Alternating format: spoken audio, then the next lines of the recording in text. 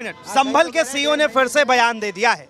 उन्होंने कहा कि भाई जिन्हें जो है मेरी ये जो बयान हमने दिया था आपकी 52 जुम्मा और 1 होली आता है, जिस किसी को भी भाई इस बयान से तकलीफ हुआ उन्होंने हाई कोर्ट और सुप्रीम कोर्ट का दरवाजा क्यों नहीं खटखटाया? भैया जिसकी लाठी उसकी भैंस चल रही है। बयान से दिक्कत है और बयान पे प्रतिक्रिया पूरे देश ने दी है।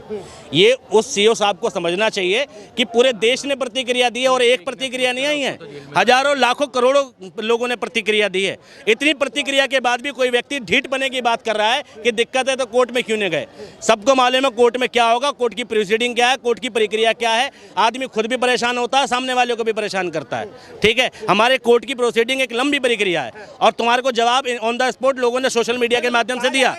विपक्ष जो है कहीं ना कहीं डर गया और उन्होंने कोई गलती नहीं की, वो कानून को हाथ में लेके नहीं चल रहे थे। गलती तो भैया जब सरकार जाएगी, ठीक है, तब पता चलेगी की है कि नहीं है। आजम खान पे मुर्गी चोरी का मुकदमा लग सकता, तुमने तो देश का लोकतंत्र चोरी कर दिया। ठीक है, तुमने तो देश के लोकतंत्र की ऐसी तैसी कर दी, मानव अधिकार चोरी कर लिए। ठीक है, तुम ठीक है, जब भाई नियम सरकार बदलती है कार्रवाई तो तभी होती है। आज आजम खान पे मुर्गी चोरी, साइकिल चोरी, किताब चोरी का इल्जाम है। ठीक है, तो भैया कल को जब सरकार जाएगी तो सीईओ साहब पे कौन कौन से मुकदमे जाएंगे और क्या क्या जवाबदेही तय होगी, ये तो सरकार बदलने के बाद पता चलेगा। ठीक है, तो भैया देखो, अगर तुम पे कार्रवाई नहीं हो रही उसका सिर्फ एक कारण है कि तुम सरकार के संरक्षण में हो। भाई क्राइम तो इस देश में एक हर छोटे मोटे दल का व्यक्ति कर रहा है। रोज सोशल मीडिया पे आता है यति नरसिम्हा रोज पैगंबर मोहम्मद को गाली देता है। कार्रवाई हो रही है? नहीं हो रही है। लोग कोर्ट भी जा रहे हैं, दरवाजा भी खटखटा रहे हैं, उस पर कितने मुकदमे दर्ज हैं। सुरेश चौहान के सुदर्शन न्यूज़ का पत्रकार है, कितनी हजारों में FIR है, उस पर कार्रवाई हो रही है? नहीं हो रही है। क्यों? सरकार का संरक्षण हासिल है। सरकार का संरक्षण है हर गुंडे को, इस देश में हर गुंडे को सरकार का संरक्षण। में देश बिल्कुल ठीक ठाक चल रहा है ना, क्यों तकलीफ ले? मुझे ये बताओ, जब अमृत काल में ठीक ठाक चल रहा है तो मीडिया की रैंकिंग क्यों घटती जा रही है? फ्रीडम के मामले में देश में बेरोजगारी क्यों बढ़ती जा रही है? क्या अमृत काल में देश में एजुकेशन का स्तर क्यों घटता जा रहा है? अमृत काल में देश में सबसे ज्यादा बेरोजगारी क्यों है? अमृत काल में मोदी जी की जवाबदेही है कि नहीं है? और मोदी जी इतना काम कर रहे हैं, इसके बावजूद भी किसी भी इलेक्शन में मोदी जी की औकात ये क्यों नहीं है, हैसियत ये क्यों नहीं है कि मैंने काम किया तो वोट दो? क्यों हिंदू मुसलमान करना पड़ रहा है मोदी जी को? और ये बौद्ध कह रहे हैं, मुसलमानों का कह रहे हैं और दुनिया गिना रहे हैं। ठीक है भाई, चर्चे उसी के होते हैं जिसकी संख्या होती है। संभल में एक और नया फरमान आया है। साफ तौर पे कहा गया कि अब संभल के सड़कों पर ईद के दिन जो है नमाज नहीं पढ़ा जाएगा और ना ही तो छत पे। तो यही से कहते हैं स्वतंत्रता छीनना। धार्मिक आज़ादी का हनन कर दिया, मानव अधिकार का हनन कर दिया और फिर कहेंगे देखो सबसे अच्छा प्रशासन हम चला रहे हैं। भाई झगड़ा शांत कराने के 2 तरीके हैं। ठीक है, या तो दोनों को समझा दो या दोनों को बराबर पावर दे दो, तो सामने वाले दोनों में ये रहेगा कि कभी रशिया और अमेरिका की युद्ध नहीं होता, पता है, और चाइना और अमेरिका का भी नहीं होगा, क्योंकि दोनों सुपर पावर हैं और दोनों देशों को पता है कि जब युद्ध होगा तो हमारा भी बराबर का नुकसान होगा। तो जहां बराबरी का भाव होता है वहां युद्ध नहीं होता। युद्ध जीत। एक मिनट बस। संभल में जो है कह दिया गया है कि सड़क पे ना ही तो नमाज पढ़ सकते हैं और ना ही आप छत पे नमाज पढ़ सकते हैं। सऊदी अरब के मोहम्मद बिन सऊदी अरब पाकिस्तान नहीं बात यहाँ की। हाँ मैं बता रहा हूँ। सऊदी अरब के मोहम्मद बिन सलमान ने कहा था, अरबी में बता दे रहा हूँ, हिंदी छोड़ दीजिए। हाँ मैं पढ़ाता हूँ अरबी में। वो बोले कुल्लू नफ़र माफ़ी रो बर्रा ऐसे ही नफ़र जुमा, मतलब तशरीफ। हाँ, कुल्लू नफ़र दाखिल हद मस्जिद जुआ माफी रो बर्रा ऐसे नफर नसूफ बर्रा कुल्लू नफर रो बर्रा मालूम दाखिल है जो हद सऊदी मोहम्मद बिन सलमान कलाम। अभी इस समय है कोई भी इंसान सऊदी अरब के बाहर नमाज नहीं पढ़ सकता, ना दुबई, ना कतर, ना कुवैत, कहीं नहीं। तो भारत के अंदर क्यों भारत के अंदर क्यों नहीं? सऊदी अरब में सुनो, अब ये सऊदी का नियम मान रहे हैं, तो सऊदी अरब का जो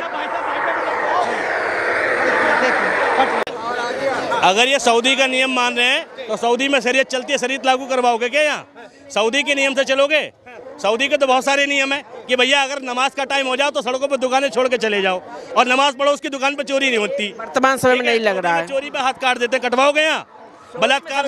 अगर हाथ काट रहे हैं पाकिस्तान में सब ज्यादा चोरी क्यों कर रहे हैं वहाँ पे जाके? पाकिस्तान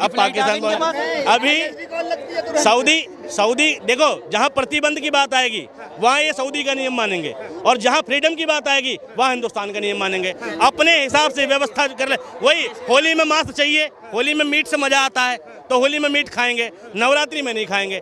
अपने कंफर्ट के हिसाब से रिलीजन चाहिए, अपने कंफर्ट के हिसाब से सारे काम चाहिए।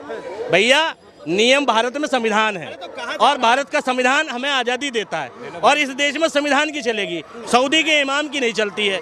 ठीक है, संविधान की बात ही चल रहा है भारत के अंदर, मैं वो नहीं कर रहा हूँ नहीं चल रहा है, लेकिन बात जो है हर देश में मानना पड़ेगा। सऊदी, दुबई, कतर, किसी कंट्री में बाहर कोई नमाज नहीं पढ़ रहा है। नहीं, पहली बात तो सऊदी में नमाज की इतनी फैसिलिटी। भारत में आते हैं, भारत में आते हैं, भारत की बातें करते, कहाँ चले जाते हो आप यार, पता नहीं कहाँ की फ्लाइट। नमाज पढ़ने को लेके नियम ये है कि नमाज पढ़ने के लिए पहली बात आदमी का पाक होना, जगह का पाक होना, और नमाज का टाइम होना। आप कहीं भी ईश्वर को याद कर सकते हो, ये हराम हमारे धर्म में है कि कहीं पर भी बैठ के इबादत कर सकते हो। ठीक, तो ये ऐसा तो कोई नियम नहीं है, लेकिन हाँ कि आपके पढ़ने से किसी को तकलीफ ना हो, किसी को बाधित नहीं कर सकते, ये नियम है इस्लाम में। एक तरफ से जो है मोदी जी सौगात दे रहे हैं और दूसरी तरफ से ऐसी बयानबाजी, तो मतलब क्या समझते हैं? भाई जहाँ चुनाव का फायदा चाहिए वहाँ सौगात है, और जहाँ फायदा नहीं चाहिए, ठीक है, वहाँ कपड़ों से पहचाना जा रहा है। बस इतना ही फर्क है मोदी जी के शासनकाल में, और कोई बात नहीं है। राजा पे कोई शेर आज शायरी याद नहीं है, ठीक है। बाकी मोदी जी जो है इस देश में एक जहर घोल चुके हैं, उस जहर को निकलने में 20 साल लगेंगे। नहीं, मतलब राजा जो है मुस्लिम हृदय सम्राट बना पड़ा है, और उनके मंत्री जो है बिल्कुल कट्टर बने पड़े।